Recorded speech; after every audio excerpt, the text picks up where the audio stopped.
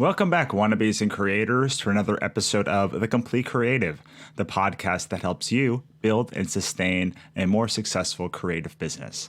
And today on the show, we have a twofer. My friends Kris Sim and Marcus Perry, a power creative couple that I have known for a while and are both contributors to our new anthology, Cthulhu is Hard to Spell, The Terrible Twos. Kris Sim is one that I brought on to help me edit this book. The first two anthologies, I'm going to be honest, nearly broke me.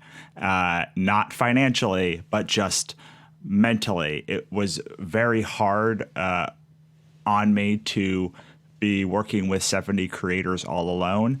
And Kris is an amazing editor, and so I asked her if she would come on to help me with this anthology. And I got to tell you, the difference between having just me and having one other person to offload some of the responsibilities to is like night and day. So I wanted her to come on the show and talk about the editing process, working, collaborating, and I thought it would be really fun, since Marcus is one of the contributors to the anthology, to also have him on to talk about his career as a filmmaker and a writer and a creator, and how they work the dynamics of their relationship when both of them are in a field that doesn't have a whole lot of stability in it.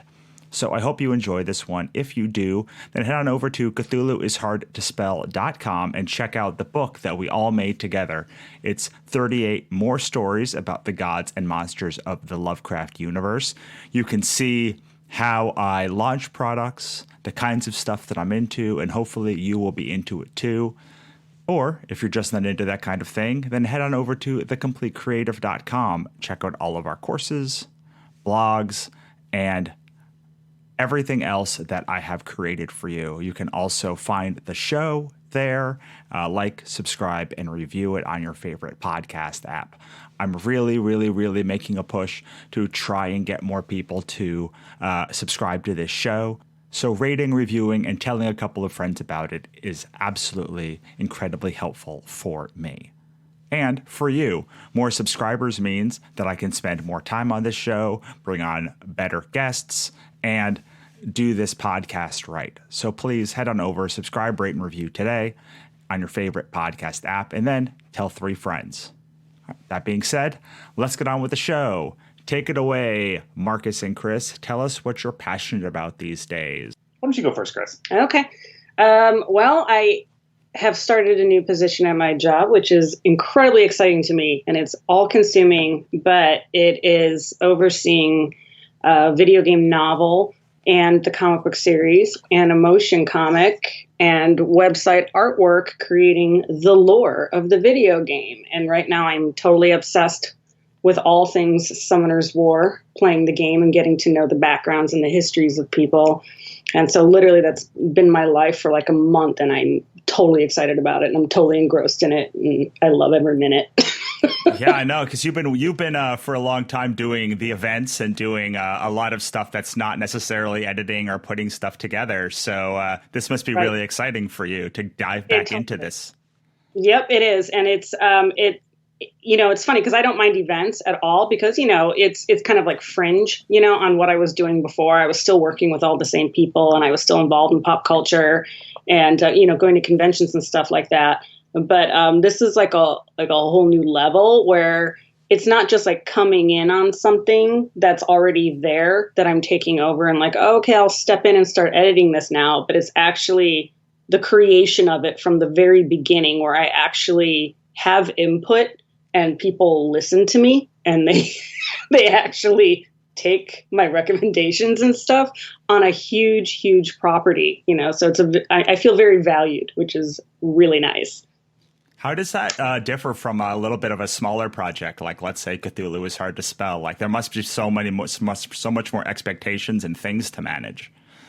Well, it's very similar, since they're both established IPs already. So, it's funny because you're not creating the work from scratch. You're pretty much researching and then creating something that goes along with it that makes sense. And so the Cthulhu is Hard to Spell book was basically, researching Lovecraft stories and making sure that everything fits into the world properly, which is pretty similar to what I'm doing because there is some creative freedom with it, which is nice. But also people on the Cthulhu book were coming to me, with their stories, and I'm basically just looking them over. Whereas with this property I'm on at work, it's more like I'm asked for ideas and we actually have to create character backgrounds and stuff like that from scratch. So those are the kind of differences that we have between the two, but That's also awesome. very similar. Sorry, Marcus. Yeah. I know I want to get to what you're passionate about too, but I was so excited to talk to Kris because the first time I've talked to her about that specific thing, because she kind of texted me a couple of month or so ago to tell me like what was going on, but I was like, oh my God, I have to know more about this thing. But I also want to hear more about you, Marcus, as well, because you're doing a ton of awesome stuff. So what are you passionate about these days?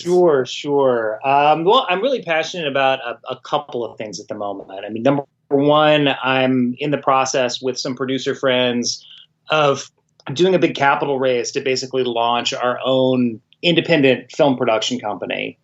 With all the shifting models that are happening in Hollywood with like streaming platforms and content that's being created like directly for digital platforms, it's a really exciting time to kind of be in that space. Like I don't think it's ever going to be quite like it was in the early 90s when the real boom for independent film happened.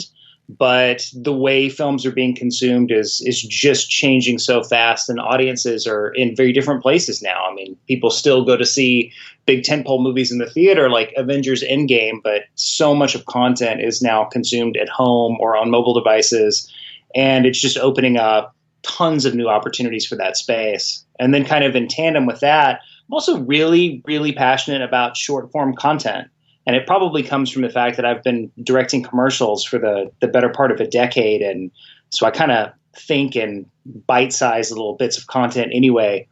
But there's a new platform that Jeffrey Katzenberg's company is launching that's called Quibi, where they're basically going to be doing short-form television series that you can watch on your mobile devices, where each episode is about 10 minutes long. I mean, they're rebooting The Fugitive with Kiefer Sutherland on that platform, and just a whole bunch of other cool things like that. And so I'm working on creating some content for that space as well. That's awesome. Yeah, the cool thing about Quibi, I heard, is that you can, once your license is done, you basically can bring it other places. I know you have to like have sort of a minute more content because it's 10 minutes, not 11 minutes. So you almost have to think of like what I can do with it afterwards. But it really gives a lot more freedom and flexibility to creators to do something like that. And hopefully there's a lot more of those platforms coming up as well. Yeah, no, it's super exciting. I think, and if you plan your content out the right way, I mean, you could basically do, 6 or 7 10-minute episodes that could essentially be collected retroactively and work as like a backdoor pilot for an hour-long series or something like that. I mean, you can be smart about it, but it's great. And Quibi and these platforms they're kind of paying top dollar for their content. So I mean, you're getting real budgets to do this stuff that's kind of on par with what you would get if you were doing a traditional television show or a movie. So it's really cool and progressive. Yeah, that happens in the book space. That's happening in the book space with places like Webtoon, where like they're paying good money, but they're not taking all of the rights that a similar platform would take, which gives you, you have to have an exclusivity period with them, and I'm sure with Quibi as well. But then you just have so much more flexibility, and you've already been able to create a high quality, high caliber piece of work. Yeah, totally. It's very cool. So you do get to keep your content after you do it on Quibi then? Katzenberg and those guys would always be involved in it. I mean, so do they get like something off of, like if you take it somewhere else? I'm sure they get like an executive producer fee and credit on it. I mean, I haven't seen any of those deals, but right. I mean, they'll get paid back somehow. Yeah. Okay. That's cool. But it's not like where Netflix like pays you and then it's Netflix's thing now. It's like on some level, exactly. Like you're at least controlling some part of the process, which is abnormal for networks and places to offer. Yeah, I mean, really totally abnormal for any time you're dealing with any kind of a movie studio or TV network. Usually once it's theirs, it's theirs. That's it. So you said you're trying to raise capital now, which is totally different than the work for hire model that you seem to have been employing most of your career. How is that different? And like, what sort of challenges are you facing with that new capitalization model? Well, the whole thing's a big learning experience for me, to tell you the truth, because, like you said, I mean, I've mostly been work for hire. I mean, either as a screenwriter or as a director. And then I was a studio executive for a long time, too. And really just as a filmmaker, I've kind of gotten to a place to where I'm a little weary of like asking permission to do what I want to do and sort of having my fate totally be at the mercy of other people. And so it's been something that has been in the back of my mind for a long time to try to, find some investors to just sort of go do a slate of films. And the stuff that I'm really passionate about tends to be genre projects anyway, whether it's like action adventure or science fiction or horror. And typically those projects are the ones that do the best globally, just because they tend to be more visually oriented and, they pretty much audiences everywhere can, get a kick out of them. And those types of projects end up being the safest bets for people to come in and invest in if you're putting them together like independently. But the models for independent films have been changing pretty dramatically over the last few years, because the way a lot of independents would get financed in the past is you'd have a cool script and you'd get an actor attached to it who meant a lot in overseas box office. And so you could do foreign pre-sales based on having that actor involved that would essentially pay for half, if not all, of your movie. But those pre-sales were always based on a really robust television market internationally. And now, because of platforms like Netflix and Amazon and you name it, that kind of doesn't exist. So for the last few years, it's been really hard to get independent films financed. But now, because of platforms like Amazon and Netflix that are so hungry for content, they're buying up stuff at a pretty exponential rate. And so it's a really good time to get a return on an investment for an independent film in a very different way than it's been before. And it just kind of felt like the timing was right to do that. And I was able to hook up with a couple of producer friends who are also super passionate about this idea and this model. And, over the years, I've developed so many projects for myself that I just had a pretty deep bench of material that was in good shape and we felt like ready to go. And so it just kind of ended up adding up to a slate. And so the timing just seemed fortuitous for a lot of reasons. So we've just really, jumped into the deep end of the pool with this and are trying to make it happen. I mean, whether or not it'll happen remains to be seen, but we're definitely aggressively having conversations with a lot of people. We've already come pretty close. We were really close to closing financing last year, and at the last minute it kind of fell through. But now we're going down the road with a couple of new groups, so we'll see where we end up. Awesome. So that brings me to a great question, because for me, Karen's career is quite stable and my career is quite chaotic. But I'm wondering how the both of you deal with having a chaotic creative career where like there's no guarantee of next month or next year.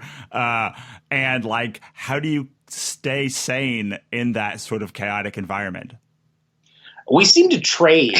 Yes. It's like how it goes. I mean, like, for the last like 5 years, I was an executive at Paramount Pictures. And so my gig was real stable. And Kris was kind of finding her footing in her career. Right. So I was freelance. Yeah. And it was kind of a mess for me, but he was super stable. And then once Marcus decided that he wanted to pursue his own projects and leave Paramount, that's exactly when I took a job with the video game company.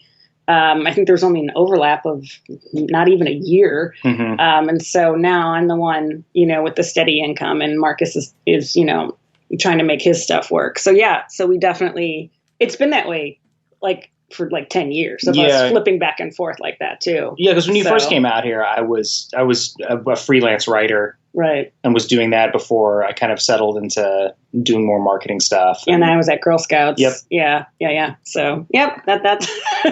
I don't know if it makes us any more sane. I don't think it does. I think it's still stressful, and it's still, it's not stable at all. Absolutely not. I mean, it's just, but you know what? We're creative people, and this is how we live our lives. I feel like it's that way with almost everyone we know, of like,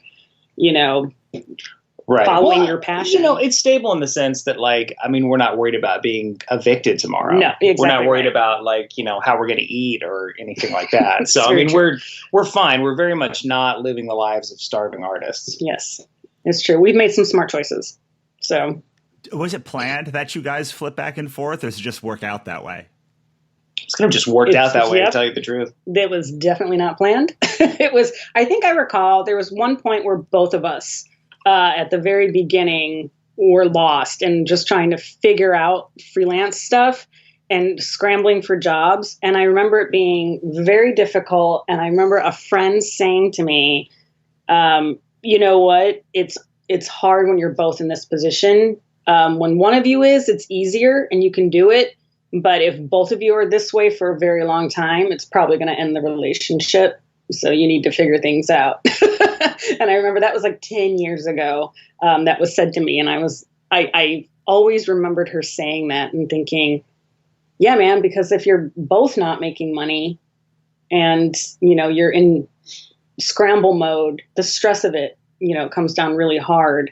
And it doesn't matter, if you're comfortable living or not. It's just stressful of like, when's the next job coming along? How can I scramble? Who can I meet? I will say, though, that's also a little bit of that is par and parcel just from working in any kind of a creative field and in any kind of business. I've got a producer friend named Todd Garner, who's produced a ton of great movies, who said something pretty profound about just the nature of like working in this business, which is just you have to be comfortable with fear. Like no matter what, no matter how big your last success was, no matter like what's on the horizon, there's always going to be this fear in the back of your head that was the last job or that was the last thing people are going to see or going to come and read. And unless you can make peace with pushing ahead in the face of all that fear or just making friends with that fear in your way, it's like you're never going to make it in a creative field because that's just par and parcel for the whole thing. And if you're not comfortable with that, then it's probably not the career for you. And I've just always thought that was a really great insight into it, and in a weird way, it becomes kind of a necessary fuel because it like gets your ass out of bed and gets you, hustling to do new stuff. And I think it also helps you not like rest on your creative laurels, which I think is the other big death in this business, right? It's like the moment you start to sort of like buy into your own press and be like, oh, I've got it all figured out and my thing works and I don't have to really grow anymore. I just have to keep sort of doing my thing. The comfort zone is a scary place to be. I've never been in a comfort zone. And when I get into one, it scares me and I get out of it. And I always have to switch what I'm doing and do something new, start something. And it's like, that's why I think I've always held multiple jobs. I don't think I've held only one job for a decade or more. It's always, and then I've always think, oh, wouldn't it be nice to just concentrate on this one job? And then you get a fear of like, but what if this one job goes away? I'm going to need other options. I need to have these other things and I need to keep them there just in case, and it's like this fear that you have that kind of keeps you moving and keeps you going. Yeah, but it's actually like a legitimate fear because it's true. Yeah. Like this is the.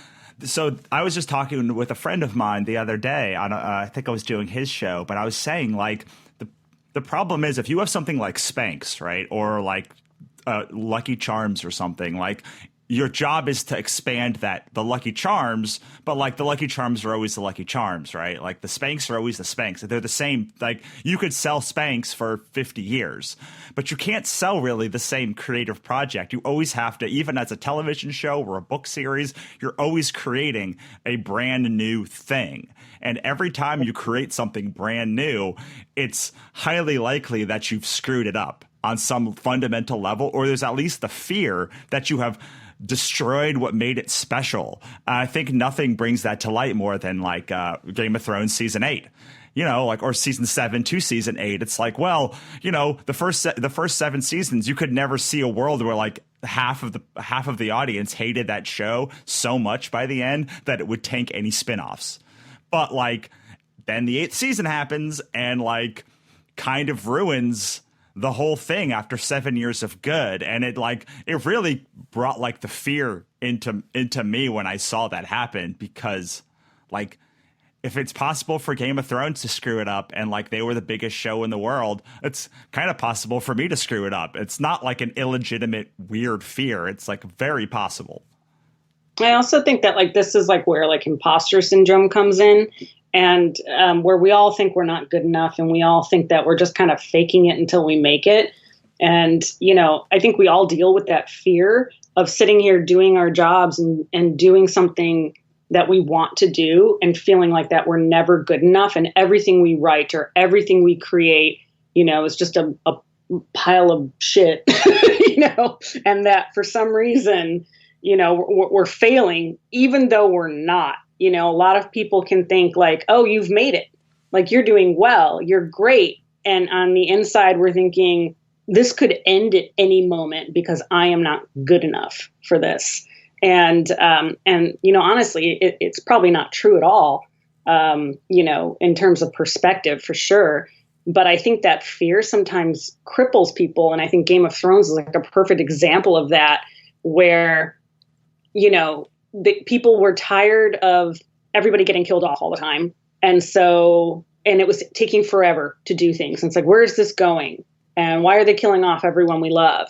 So they immediately speed it up and stop killing off main characters, and so they're kind of like capitulating to the audience instead of following their own creative instincts of where these things should go. Am I right on that, Marcus? Or do you think it's like, they're listening to the audience too much instead of following what they feel creatively they should do? I think it's a really tricky alchemy, because when it comes to fan service, you're either doing it too much or not enough. Almost no one ever get celebrated for doing the right amount of it, and I think with a show like Game of Thrones, I mean, I didn't love the last season of it, but I've got a lot of empathy for those guys, because it's just kind of an impossible task, like wrapping up something like that, especially so fast. I think they basically all decided collectively that they're only going to do like a half season's worth for like the last season, and everything they crammed in should have probably been 2 more seasons worth of material, but they were trying to move through it. So every episode was just so brisk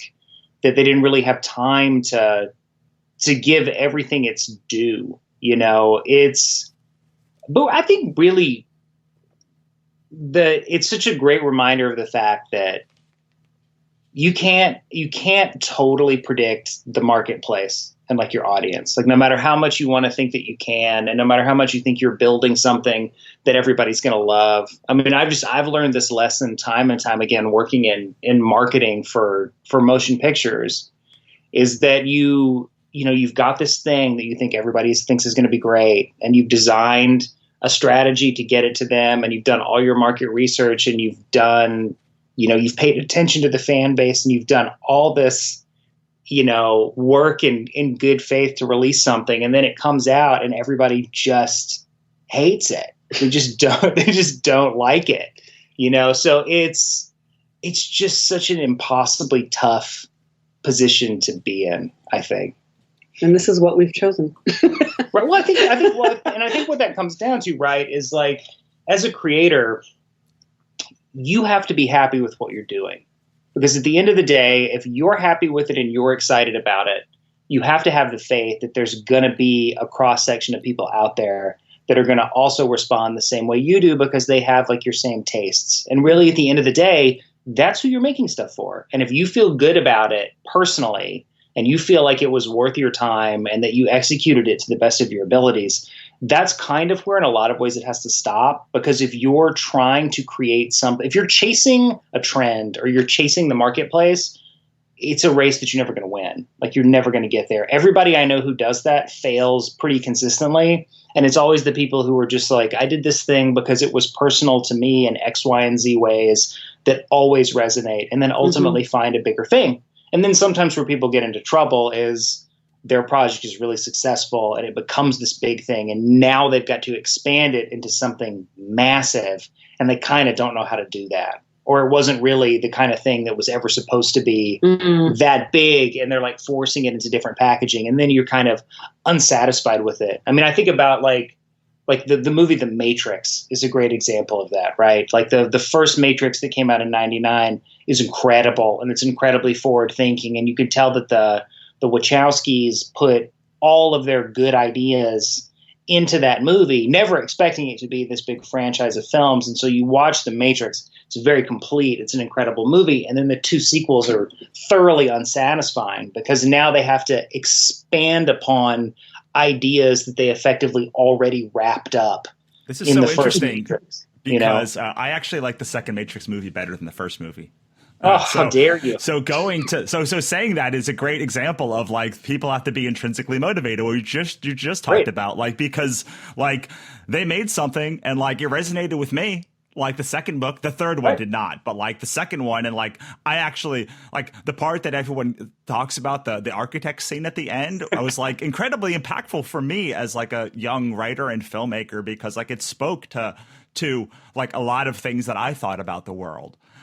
My problem is, so this is a problem that I'm having now that I'm like going back to stories that I've told 10 years ago is like, it's that my tastes have changed. So like one of the problems that I see in a lot of shows or a lot of things that are long-term is your personal taste change. When I made the first Ichabod, I was in a very hopeless place. When I went back to it the second time, I was in much less of a hopeless place. And I trying to expand that out after a decade, I was like, oh, well, like I know how to write, but like I literally can't write this story anymore. Like I can't continue this story in the way that it's been going because it's so like dreadfully hopeless, and like I have to infuse hope into it. And you see that like that is the biggest fear that I have when I'm writing these new things. It's like it's have my taste changed in a way that is satisfying to the audience originally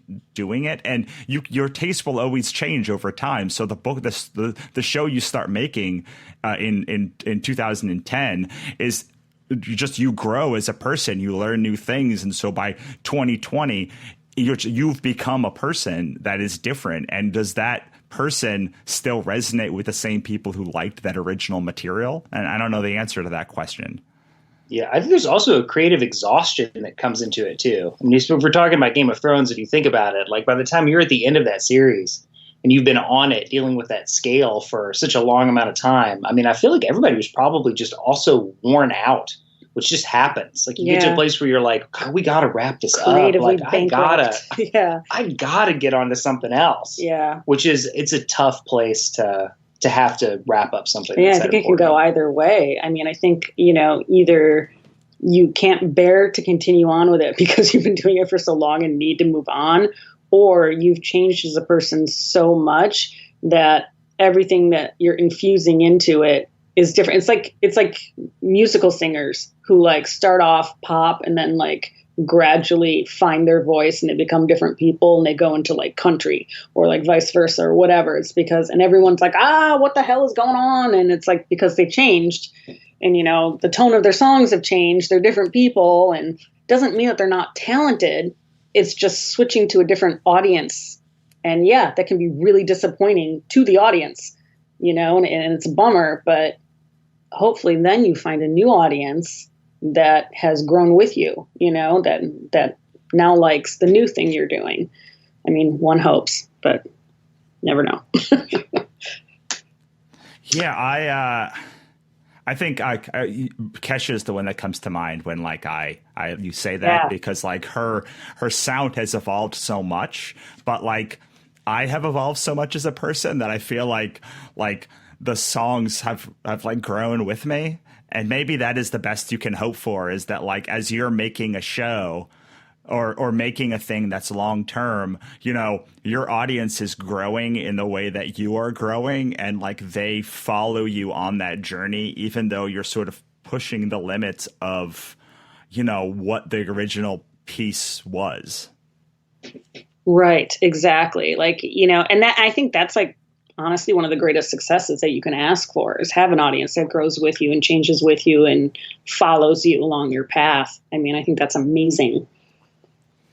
Yeah, I mean, you don't get it often, and a lot of people will fall off along the way. But it's amazing how many people. I mean, going back to the book, the Ichabod book, because like I wrote it in 2010, it came out in 2015, and like for 5 years, people have been asking me for more of the book, and I've been too scared to write it because I'm like, I'm not the guy who existed in 2000. Like I've died 1,000 times since then, and like changed everything that I like think about the world since like I wrote this hopelessly bleak book in like in 2010. So like, how can I even go back? And it wasn't until we started doing the show, the pitching of the show, and my manager sat me down and was like, look, I know you don't want to do more of Ichabod, but like, if we sit down with these people, they're going to have to know what the show is. Like, you can't be like, it's a one-ish season show.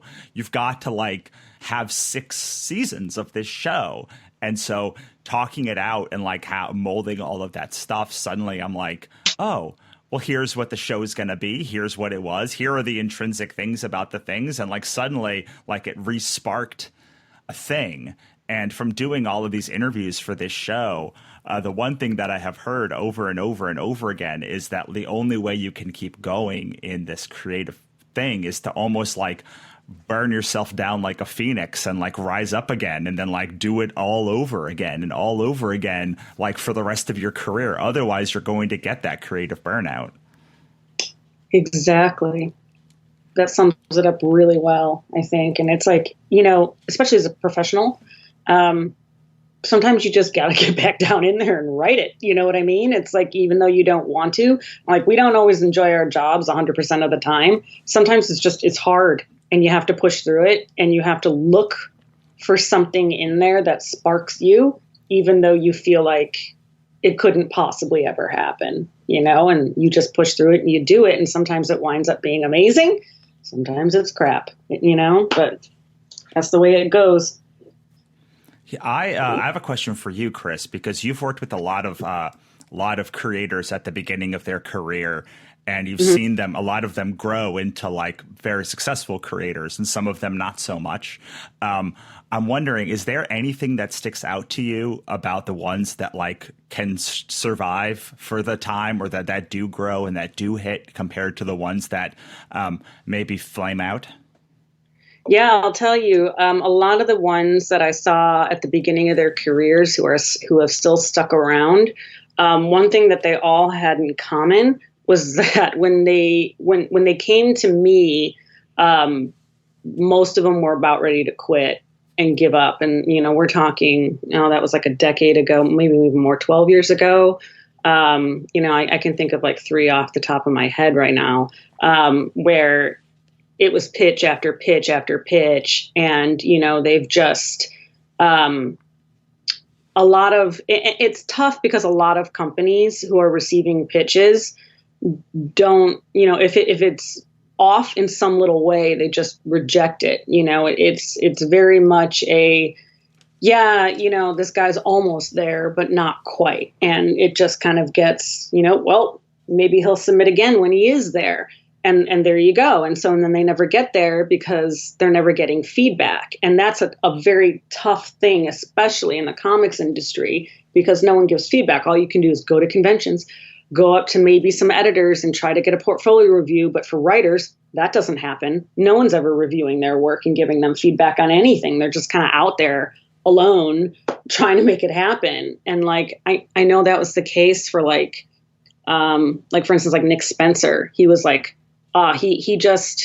it was kind of funny because everything he submitted was just off a little bit. Like the ending wasn't right. It was always just some little thing that he never quite nailed down. He'd always just head off in the wrong direction, just really weirdly. And he was about ready to give up, I know, when he submitted to the writers contest that we held.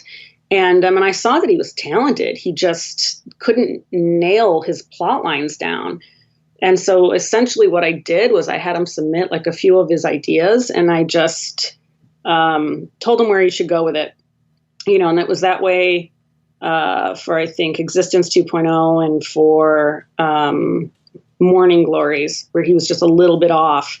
And I was like, no, you can't do that. Like, that doesn't make any sense. It's weird. No one's going to like it. It's unsatisfying. And so you kind of just rein him in and put him on the right path, which I don't think anybody had really done for him because he wasn't being published by anyone, So I just took the time and I did it. And once we published it, they were like immediate hits, almost every single one of them. So, yeah. And I think that's something that I saw often, was that people were ready to give up. And they were like, if I don't make it this year, I'm quitting and I'm going to do something else. I'm not going to write for comic books. This is it. And yeah. And I think a lot of them have pushed through and made it. I think it was like, let's see, Jonathan Hickman, maybe Charles Soule. Yeah. I mean, there's just a whole bunch of them. And now they're all great and it's wonderful. And I look back and, and I think, how far they've come, and it's amazing, so I'm really happy. I think they deserve it because they were really good writers. They just needed one little thing to like push them through, that they weren't getting from anywhere. So I think it's kind of cool. Yeah. But it's so true that like writers are kind of on an island. I have a very specific question for you, because I was talking with a friend of mine about, maybe it was for another podcast interview. It might have been an interview that I have coming up. But I was talking about pitches, and I said the hardest thing about editing or doing submissions is if somebody has a normal story. He was talking about that story that I picked up after it was done for the new Cthulhu anthology. And he's like, how can you possibly like have rejected something and then seen it and got it? And I said, because it wasn't like a slam dunk premise. It wasn't like, didn't have a twist. It wasn't like wholly unique in the one paragraph pitch. But then when I saw it, I was like, oh, this is just a really cleanly executed, well done story that I think people are going to enjoy. But it was impossible to see that in that like one paragraph pitch, because when we went back and forth, a lot of them were, the art's good, but like the story, I don't know if the story's really there. I don't see it as being this unique story. But then when you see it on the page or on film, like Little Women is another one where it's like, well, like that story is not like anything really, except that when you see it, it's just like so exquisitely done that I have so much problem with like picking those stories out. It's very easy to be like, wow, that's got a great twist, but it's really hard to find the ones that are just really well executed and like the journeyman stories that people are going to enjoy. And I'm wondering if you have any thoughts on that. Yeah, and that's like the really hard part about being a writer, which is that you kind of have to pull double duty on that. You have to know how to pitch as well as how to write the story. And that is a wholly different skill because it becomes marketing. It's not just writing. And honestly, yeah, there were a whole bunch of things that I had turned down that ended up somewhere else that turned out amazing, where you're like kicking yourself like, oh man, like I totally should have said yes to that. And, why didn't I? And, and the simple fact is that someone else took a chance on it, and someone who could afford to take a chance on it, and it paid off. But yeah, that is something that writers need to learn how to do, because I can't tell you how many times, I listen to a pitch, at a convention, or I get a written pitch and it's so poorly done that of course there's no way I could even justify saying yes to it because it was so poorly pitched. But that there's a core concept and idea there that's really, really good. And there's nothing you can do about it, to be honest. And it becomes something that the writer needs to do to improve upon. And I don't know if there's any kind of way. I mean, I don't know, Marcus, you're really good at pitching. Like, did you have to learn that skill some other way? Like, or I don't know, like, did you take a class? Like, no, I mean, I've never taken a class. I think for me, it's been an evolution of doing it hundreds and hundreds of times. I mean, I started off my career as a screenwriter for kind of the first 10 years that I was in this business.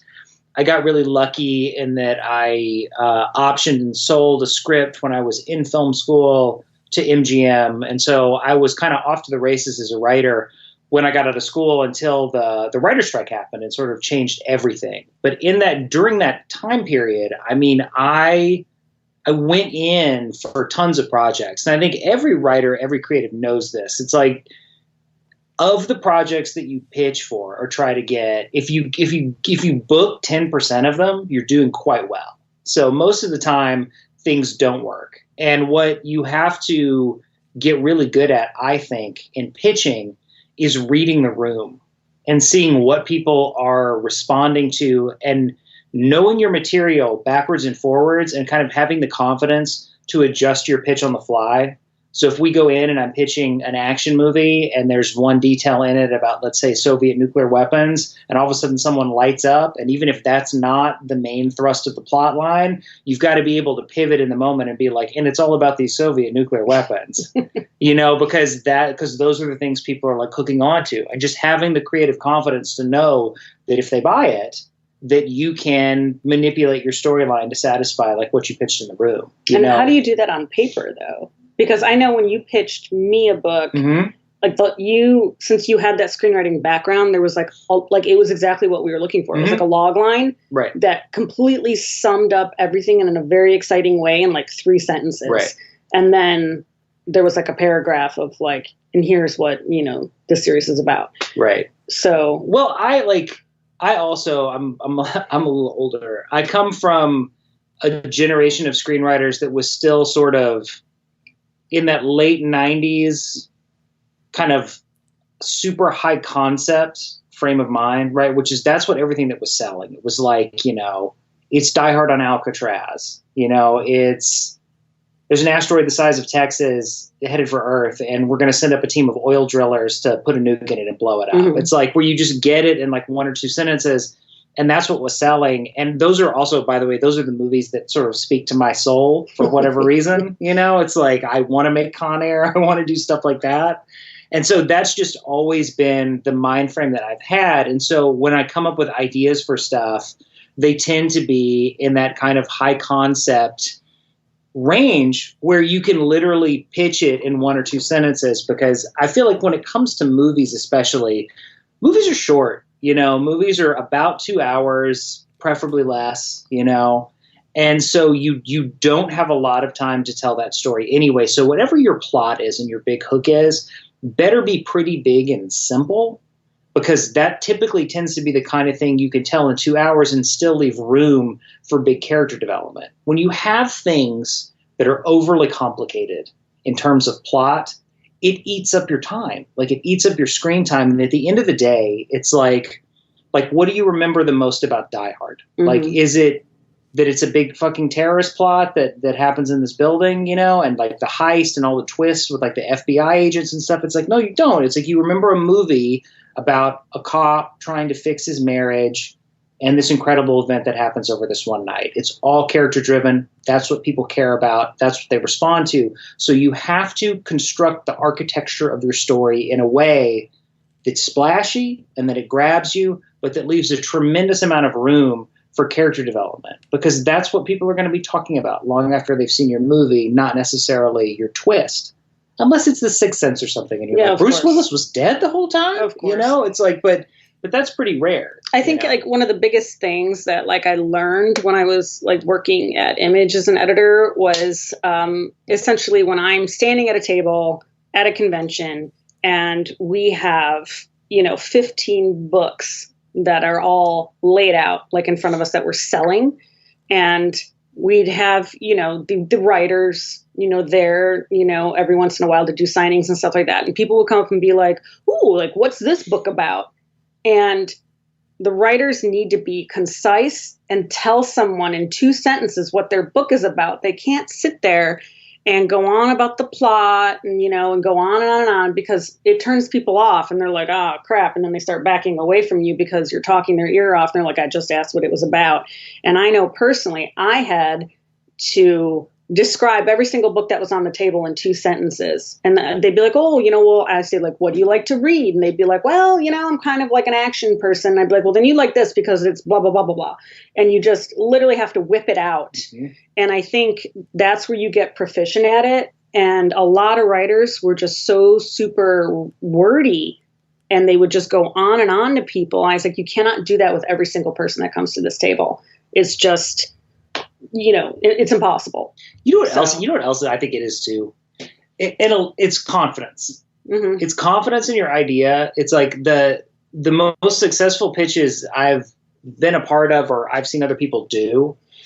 They come in with a tremendous amount of enthusiasm. They know their stuff backwards and forwards. They're not rushed. They're not harried. They're not nervous and sweating. They're very confidently talking through everything in an excited way that gets you pumped up because that confidence is super, super infectious. And conversely, if you come in and you're nervous and you're stammering and it just seems like you memorized a document at home and you're just struggling to like get all the words out, they never work because it shows like I had a couple of those. It shows no confidence in your stuff. I think the game is to like, and whenever I'm doing pitches, it's very prepared. I mean, it's rehearsed almost like a one-person show. It's like I'll script it out, I'll memorize it, I'll practice it 100 times in the mirror to get to a place where when I go into the meeting and I sit down to pitch with my artwork or my concept piece or whatever else is going to be there, I'll try to do it in a way that sounds almost as if I'm just coming up with it off the top of my head so that you're hearing it like super fresh.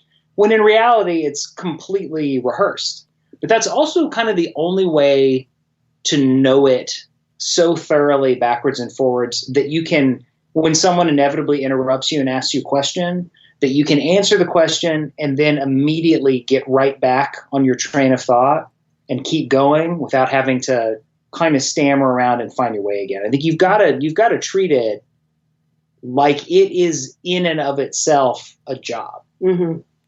Wow. Yeah, I like the thing that you said. I like all the things you said, but the thing that I think really stands out is sort of like burying the character piece and under the high concept piece. Because my favorite movies are things like, I have a book called My Father Didn't Kill Himself, which is about grief and loss and like coming to terms with your parents, not like being the perfect humans that you thought they were, but it's told in a mystery novel, like about a girl whose father commits suicide and you have to prove it's a murder. But it like is not about that. That's just the thing that drives the plot. But the book is about like this other thing. And that one sentence hooks the people. And then the thing that they remember is the characters that they met along the way and the satisfying arc of that journey. That brings that moves the character from like one place to another, and so that they can change. It's also a really great title that immediately draws you in. So there's that too. You mean like Hot Tub Time Machine?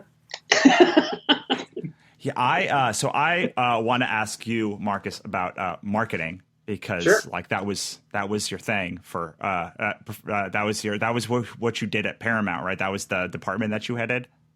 Yeah, I was the co-head of global creative content for Paramount Pictures, and what we did is we would create all of the original kind of custom commercials, promos, music videos, and then behind the scenes stuff for Paramount's full slate of films. So we weren't cutting TV spots and trailers, but like I was writing and directing network promos for, everyone from Comedy Central to, USA. I mean, like you name it. And then we would also shoot a majority of the custom content for like home video releases. Like I would always do in-world short films for a lot of the movies that would come out. And then we would do big experiential stunts too. I mean, I did the opening of the Kids' Choice Awards one year and the opening of WrestleMania. And so my department basically acted like a creative vendor whose only client was Paramount Pictures. That actually sounds kind of awesome. It's fun. So assuming that no creator has the budget that Paramount would have, can you talk a little bit about what goes into like a successful marketing effort for a product? Like the things that you learned at Paramount and doing and cutting all and working independently as a freelance person that you've been able to translate into like launching your own books, or things that would translate into like a successful creator who can launch their own products with a much smaller budget? Wow, that's a great question. Let me try to answer it succinctly. um, well, first of all, I think it might surprise you actually at how limited the budgets Paramount has in comparison to the types of products that they're releasing. Like, we were always doing everything pretty lean. And so what that meant was we had to be really strategic about the pieces of content that we would create that would have a media buy behind it, meaning that would be put in paid rotation on television, right? Which typically, I mean, for advertising movies, it's still one of the top places that people find out about them. And so a majority of the pieces of content we would have to create had to be pieces that would earn organic media. That's what we would call it, right? So the kind of pieces that you would put online or have hosted on a website that would kind of find their audiences organically and would go viral. And we were very successful at doing that for a number of years. And I think what it boils down to is our entire philosophy for marketing these films was about being aspirational to the big themes in the movie. Meaning that if even we were marketing a movie that maybe wasn't particularly good, we could find one or two big universal themes that were in that movie that kind of everybody everywhere could relate to. And then we had the luxury of being able to go out and shoot original content to support that. The people that really have the hardest job in marketing in a movie studio are the people in creative advertising who are more or less slaves to what's in the movie. If you're cutting a trailer or a TV spot, you can manipulate the footage in the movie to a degree, but at the end of the day, what you've got is what you've got. We were able to go out and shoot original stuff. And one of the pieces that we did that was the most successful, there was a movie that came out a few years ago called Arrival. It's just a wonderful alien invasion film told in a completely different way, starring Amy Adams. And the whole crux of that movie was that aliens have come to Earth, and they're trying to communicate with us in a language that we don't understand. And the message that they're broadcasting could either be a message of peace, or it could be a declaration of war. And humanity's trying to figure out how to respond. And so they bring in Amy Adams' character, who's a linguist, who basically cracks the aliens' language and discovers that it's ultimately a message of peace. And it's all about the power of communication and how no matter how different we seem, we all have things in our cultures that we can relate to. And so we shot a piece for that movie where I brought together people who spoke different languages, who were from different backgrounds, and we had them paired together because they all shared one big thing in common. Like the people, maybe they just lost a loved one, maybe they just gotten engaged, maybe someone was pregnant, maybe someone played the piano, right? And so we would put them together in a set that looked a lot like the alien spaceship in the movie, and they had to talk to each other or figure out how to communicate with each other without the benefit of a shared language to discover what this thing was. And inevitably, they all were able to discover it. And when they did, you could just see the immediate connection. You could see people light up, and you could see how it could sort of bring them together. And it was a piece that did very well. It went viral. Yale University did a paper on it for their communications program, and it won a Grand Clio, which is basically the equivalent of like the Academy of like the Oscar for commercials. And it kind of spoke to everybody because it just tapped into that bigger theme.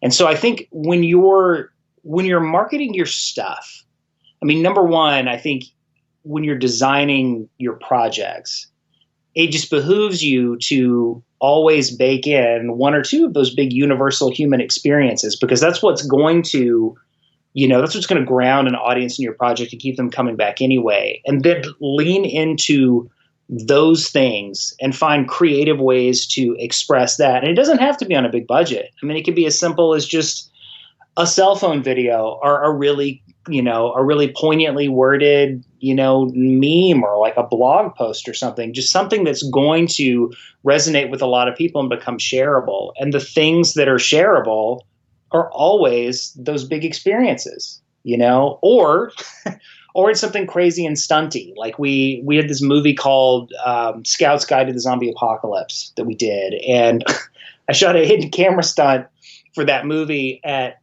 Treasure's Gentlemen's Club in Las Vegas, because there's a scene in the movie where there's a bunch of zombie strippers, and we put hidden cameras in a private dance room in Treasure's, and we would bring guys in. They would think they'd won a free lap dance, and halfway through the dance, we would switch out the dancer with a full zombie that would attack them.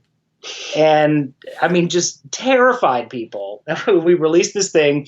It got like 100 million views in like the first week on Facebook.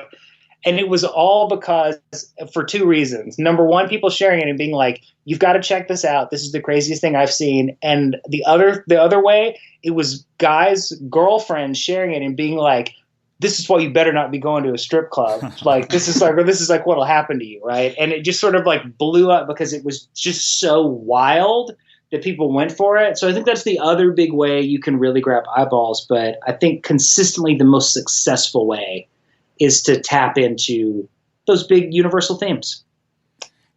Yeah, I still remember this Kleenex commercial from a few years ago where like there's a big, like a blue couch, and they would just bring people in and they'd be telling very sad stories, and like they'd be crying and using the Kleenex to like, clean their, and there was not much Kleenex at all. It was just like, that was the thing. And it was quite successful, if I remember correctly. Wow. Yeah, it's really smart. Yeah. It's like, I think people feel like you've got to oversell the product, and, sometimes less is more. Well, I love what you said about the why, because when I'm asked to review a lot of Kickstarter projects and like press releases and stuff, and every time, like 95% or more of the time, my note is like, why should I care about this? Like, what is the thing that like you're trying to say? Like, why are you the person who should be telling this story? Like, why am I giving you money? Like, why is your brand important? Like, why does it resonate with? And almost nobody at any level of at least the Kickstarter independent scene can express it's without. Sometimes they can go back with deep thought and think about it, but almost nobody actually can express that from their soul or their gut when I ask them that question. That's very surprising. It's funny. It's funny, right? Because it seems like such an obvious thing, right? But in a lot of ways, I think when you're creating something, it's hard to get back to that obvious answer. Like, you get so in the weeds with what you're doing, it's hard to kind of take that 1,000-yard view of it and be like, okay, wait, like, why is everybody else going to like this? Like, what's the simple thing that grabs you? And I think really only after creating stuff for a long time do you kind of get to the place in your process where you start to have those big breakthroughs and realizations. It's a funny thing. Like the most obvious things are often the most difficult to arrive at. Yeah, I think that it's partially because when you get to be a more successful creator who's been doing it for longer, you start to have to winnow things down that you may not have when you were at the beginning of your career. And it starts to become more obvious to you that like, there's a reason you picked this story and not the other 1,000 ideas that you have. And it becomes a little bit easier to like delve into that thing. And even the cheesiest, there's my friend's doing this like shark book, which is like completely like just fun, cheesy schlock kind of like stuff. Sorry, it's well done. It's just like not like it's not this like big meaningful piece, but still like there was a reason that he picked like a big Jaws-y kind of thing that he wanted to do instead of the other 100 books that he could have done and spent his time doing. And I don't think it's obvious at the beginning of your career like it is in the middle or towards the end of it. Absolutely. I agree with that. I think it like something draws you to that project And sometimes people think, why? And sometimes they don't. They just dive into it. And I think... Right. Well, sometimes it's just fun. Right. And fun, by the way, is a completely worthy pursuit. Yep. Velocipaster is like just a fun movie. It like does not have a deeper meaning. It just has a bunch of ridiculous stuff going on. So there's no greater reason for being. It's just fun, Right. And that's sometimes that's the only reason, but it is a reason, which brings me very nicely to talk in our last segment, which will be talking about the books that you want to discuss, what you have coming up. I am going to hijack this part, though, at the beginning and talk about the book that we're all part of, the Cthulhu is Hard to Spell, The Terrible Twos anthology. I'll give my why for why I was involved in it and why it was important to me. It's because I wanted two things. I wanted to show Lovecraft was more than just the stories that Lovecraft told, but an entire world experience of millions of creators who've been influenced by him.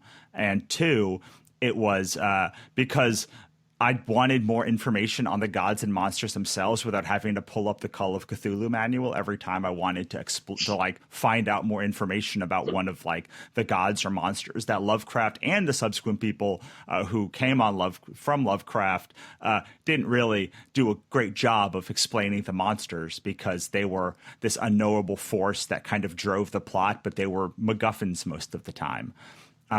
So those are the two things that really drove the story forward. I also thought maybe there didn't need to be another Lovecraft horror anthology, because there's literally thousands of them, and more from just Lovecraft himself had plenty of anthologies of his work. For those of you that don't know, Cthulhu is Hard to Spell is a Lovecraft anthology. The first volume has 35 stories about the gods and monsters of Lovecraft. Kristen edited the second anthology, The Terrible Twos, with me. And Marcus has one of the brightest, most positive horror stories I've ever seen. It is so shockingly Lovecraftian in horror, but it's so bright and colorful that it actually may be the one that freaks me out the most, because it is so unlike what you would expect from a Lovecraftian horror story. So I would love for both of you to talk a little bit about your involvement and what you and why you chose to become involved in the project. And don't make the fact that I am the publisher and the editor of it skew the fact that you should say some nice things. Okay. So I think, oh gosh, you and I had a talk. We were at we were at a meetup, I think. We knew each other. Random meetup somewhere in Hollywood. It was a random meetup. Yeah, we just bumped into each other, and I don't recall if you. I don't know. I don't think you knew what my background was at that time, and so I was like, "Oh yeah, I've done a horror anthology before. I did. Can't remember. It was the Dirk Manning one, Nightmare World. Nightmare World. Yeah. I think 2 volumes of that. I think. Anyway, had done quite a few anthologies while I was at Image. 2 of them being horror, and they were fun. I thought it was super fun, and anthologies were, kind of a break from doing the regular series, and much more fun because they were bite-sized pieces of stuff that got collected. And I enjoy, since I'm a little bit OCD, I like to put things together, and I like to arrange things and see how they best fit together like a puzzle. And so you had mentioned, maybe we should work together on this. And I recall talking to a couple people and finding out that they absolutely adore Lovecraft. And one of them was Tony Donnelly, who did a story with Paul Jenkins. And originally Tony was going to do it, with someone else, but then Paul stepped in. And Paul was incredibly familiar with Lovecraft already. And so he had one just ready to go. And so that was kind of a match made in heaven. And they just whipped that sucker out. And then, of course, Marcus and Chris Gossett was just, they'd been wanting to work together on something for forever. And it was one of those things where we get together and they talk about it and they talk about it and they talk about it. And then finally I just said, you know what? This is the perfect opportunity. You both have time to do at least 4 pages. Let's do it. And both of them were super on board right away. And I was like, you know what? This is going to be a cool project. This is going to be awesome. And so it just kind of came together and it was super fun. And all the submissions were great. And and I had like a lot of fun picking through them and a lot of fun, putting the stories together and stuff and reading everything that came in and looking at the artwork. And so, it was like a totally fun project to be on that I really enjoyed. So awesome. What about That's nice. Yeah. Yeah, no, I mean, I was really flattered to be asked to be involved with it. Whether or not that has to do with Kris being the editor, I don't know. But I was really happy to contribute to it. And like Kris said, I'd been looking for an excuse to work with Gossett forever. We've known each other for like 10 years. Gossett was actually in the first movie I directed. He plays a SWAT guy that gets like blown through a door in it. And I'm just a huge fan of his book, The Red Star. He's such a great visual storyteller. And so I wanted to come up with a story that would really let him show off what I think he does better than most people, which is he's just so emotive in his drawing. Like, he's so great with facial expressions and telling a story. It's about more than just like blowing up planets and stuff, So I wanted to come up with something that was pretty personal. And, in marketing, I direct commercials for social media so often. And it's just always struck me that so many of these influencers almost have like a cult-like following of their own. And these days, if you want to get your message out in a big, bad way, you involve big social media influencers to sort of spread brand awareness. And I just thought that could be a really great opportunity for horror, and to sort of, fit into the Lovecraftian mold with these, these big old world gods that are kind of pulling the strings behind the scenes. It just felt like an organic fit. And Russell, like you said, thank you for all the kind words about the story. It also felt like an excuse to create a really bright horror story, which I think that kind of deconstruction for genre is always really exciting. And I think just increasingly more important because we've seen so much of everything. It's like you've kind of got to find a way to go against the grain. And I just love the idea of a very bright and happy, shiny, evil character, which hopefully is what comes through in that story. It's so creepy. Like, I read a lot of Lovecraft stuff and Lovecraftian stuff, and it is one of the few things that I've read that I was truly unsettled by when I saw it. And I did not see it. Like, I think I saw the script, but I did not see like the intermediate stages because Kris handled that story, obviously. But when I saw the final thing, I was like, that is so, because you never know what the style is going to end up being, even when you see the script, really, and you see the art style of what the art. You kind of have to like imagine it, and when I saw it, it was just so like unsettling. I can't say a better word than like unsettling when you get to the end, and you're like, because I was like, oh my god, that could like actually like happen, like that's like that could actually happen to anybody, like on mass scale, like at any time. Yep. So I hope everyone enjoys it. I'll tell you that for me with the editorial process, the secret is to know the editors, because like there were a lot of things that I let through that Kris was like, I don't know, and I was like, I'm telling you, it's going to be good. And there was a lot of stuff that Kris let through that I was like, I mostly just like, if she gave a 3 to something, I was like, yes, I'm going to like just say yes to it, because but Kris would then come and talk to me about like the people that she wanted involved. I was like, it sounds great. Like, I didn't need to, I could turn off my brain and be like, I know these are going to be good. And when you're dealing with 30 stories, 70 creators, a crew of people, just knowing that you could hire somebody and they're going to deliver, and they're going to deliver on time, is like 90% of it. That's true. That's very true. There was a moment like where it was a relief to have both of us to go back and forth because, I mean, man, we both got lives, we're both doing other stuff. And it was really good to like have someone to pick up the slack and move it along so well, where it could just be like, here's my feedback, what's yours, and it's like, oh, I agree, so I haven't even, gotten a chance to respond to it yet, but I saw it and I agree. And it just made the process so much quicker, so much easier, where, you pick out the same mistakes, you pick out the same things that you love, and then sometimes you find something that the other person didn't catch. And, it was very collaborative. So it was very cool. For me, it's just nice to have the second editor because there's not the fear that you're screwing it up.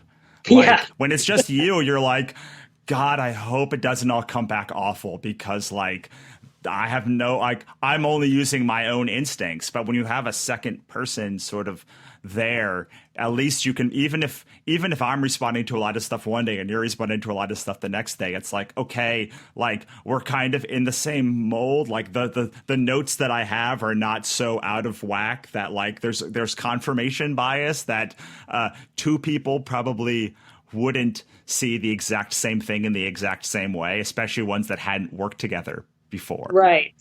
Exactly. So that was my little love fest for Cthulhu is Hard to Spell, CthulhuIsHardToSpell.com. I would love to talk to you both about what other projects that you guys have. I know, Kris, you're on you're working on Summoner's War, which is a really cool game that I've only seen the test for I've only seen like the trailers for when I've been at your booth. And Marcus, I know you have this this new slate you guys are working on, but tell me a little about what's going on with you and what you're excited about for people on the show to check out. Okay. Well, you are correct. Summoner's War. That's the video game that I'm working on. And I'm super excited because we will be releasing the first chapter of our novel, which is book 1 of 3. It's a trilogy. And the first chapter will be released during WonderCon. So we're going to have our big booth in the video game section. We're a huge castle. You can't miss it, with a hologram experience where you get to summon monsters inside our booth, which is going to be super cool. And Paul Jenkins is writing the novel. And so we're going to release the first chapter for free on Amazon Kindle, I believe. And so he'll be at the booth signing posters of the cover.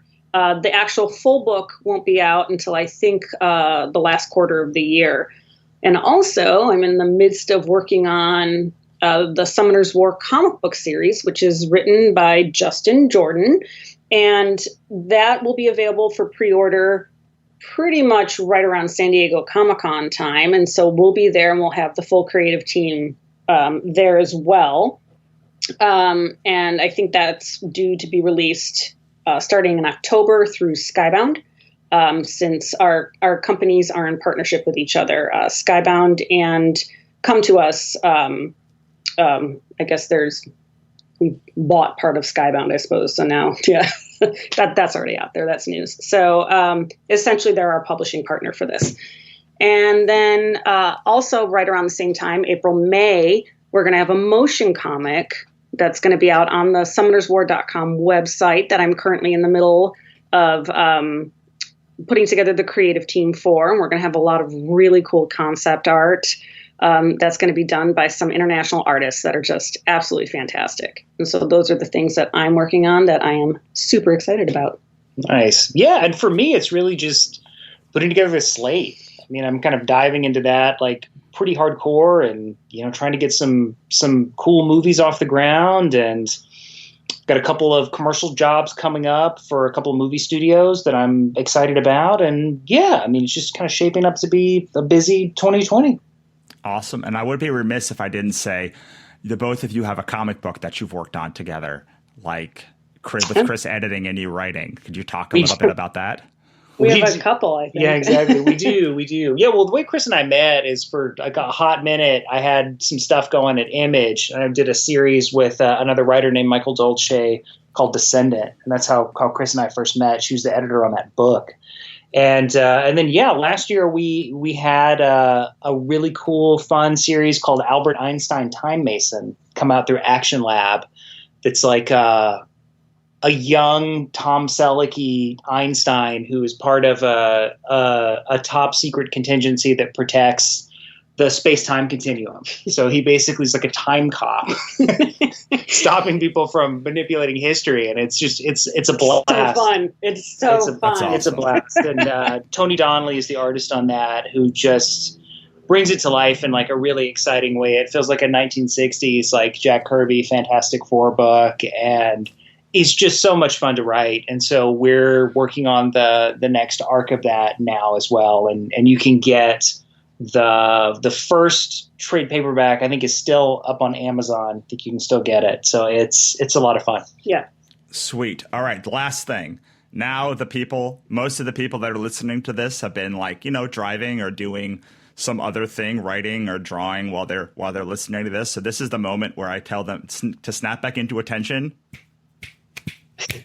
There we go. For a couple minutes while you guys deliver your best piece of advice. It could be something that you've given already or something brand new that you haven't talked about yet. And then tell people where they can find you guys. And then we'll say goodbye. Okay. My, I guess, best piece of advice would be to make good choices. I think a lot of people get confused between following what they should do and doing what they want to do. And I think that you really need to sit down before making a decision and find out if it's just something you want to do or if you should do it. And I think once you figure out which one is which, you'll find that your life's path will become a whole lot easier.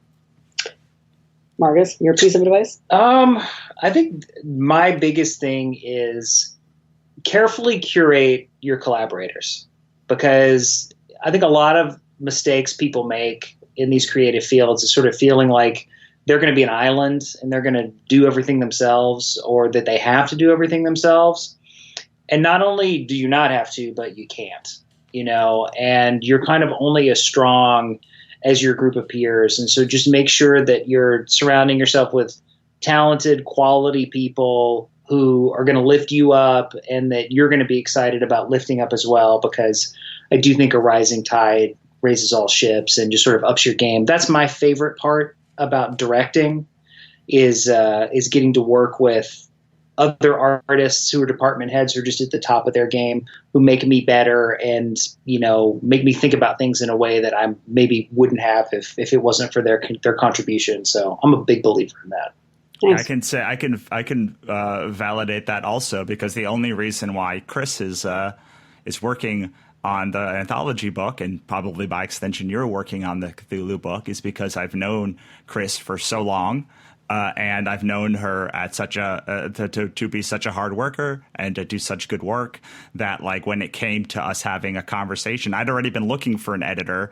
When she said that was something that interested her to get back into doing that, I jumped at the chance, because she was someone that I really, really, really wanted to work with after knowing her for so long, and knowing the